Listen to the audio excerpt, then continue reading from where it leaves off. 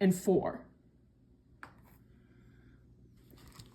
Then we're going to take the blue box and we need to match whatever wire we've put as positive into V positive. Whatever wire we've put into negative, we need to put into V negative. Then this extra wire for the 4, which operates the door, goes into the positive. We then need to take the extension cord and we have neutral and live.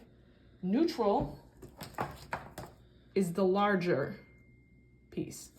Live is the smaller one.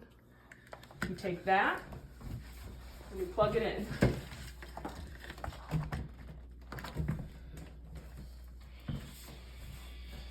That, therefore, has the door operating.